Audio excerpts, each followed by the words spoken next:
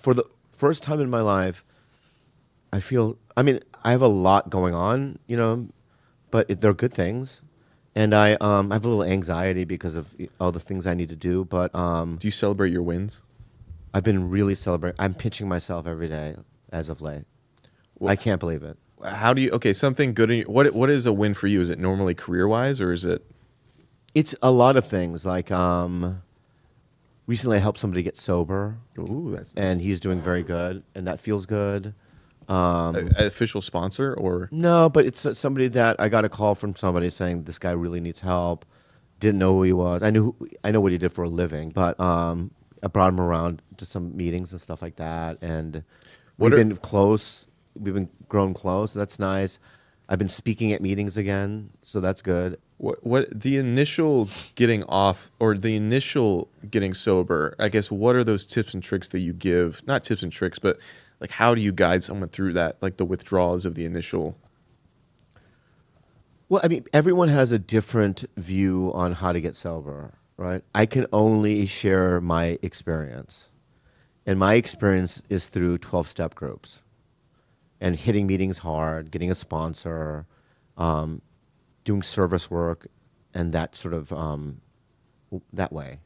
Do you feel like when you have a community, you have a less chance of letting them down, or is that a big part of it? Well, if you know the history of Alcoholics Anonymous, there was Bill Wilson, the founder that's who of created AA, right? Yeah. Yeah.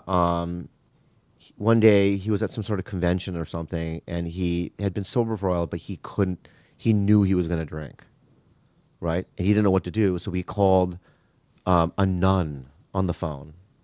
When was this? This is 1935. He called a nun on the phone and goes, I'm an alcoholic. I'm about to drink. Do you know any other alcoholics? And she goes, I know a doctor who is chronically drinking. And so he called the doctor out of the blue and said, can I just see you? Doctor's like, no. He's like, please, I'll just stop by 5 minutes. He's all right. So he comes to the guy's house. What ends up happening is they start spending time together. And then when they realize, and they would share their experience, strength, and hope each other, like, their experiences with each other. There was a lot of relating going on. But what they found was after a couple of days, they were still sober and didn't think about drinking. So what they did was together, they would go to institutions and like, because back in the day, alcoholics ended up in like insane asylums, right? Some of them on the verge of wet brain, right? And they would sit down and share their story with other alcoholics. And every once in a while, one of the guys would go, I'm going to join you guys. And then it turns out after about a year, they had hundreds of people. They had some long-term sobriety if they just met up. And so that's how AA started. This might be a naive question, but is it only alcohol? No. Is there There's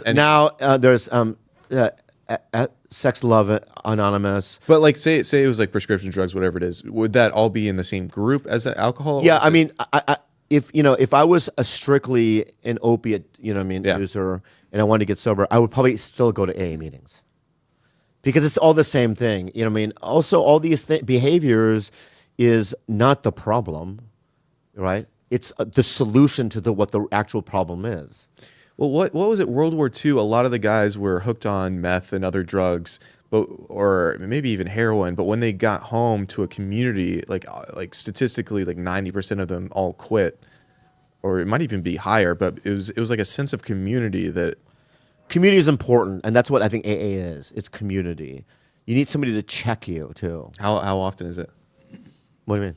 Like, is it once a week? Is it once a month? Sometimes I go 1 or 2 a week. Yeah. I mean, when I first got sober every day for like 6 months, but then eventually kind of life happens, and then you do life. But from the outside, you would think every time. I don't know why this has become fucking. I found it so interesting. He's being very genuine. Yeah.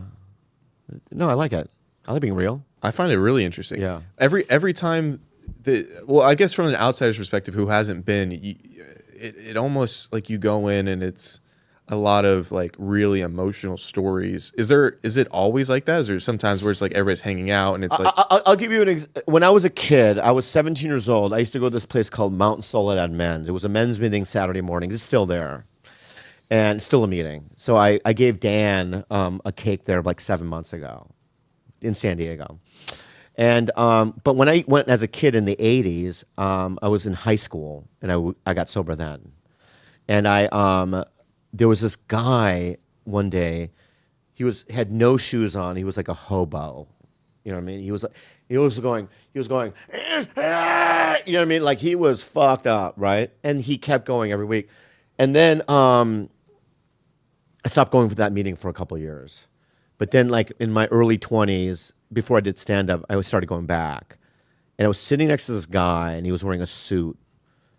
And he goes, "Hey, dude."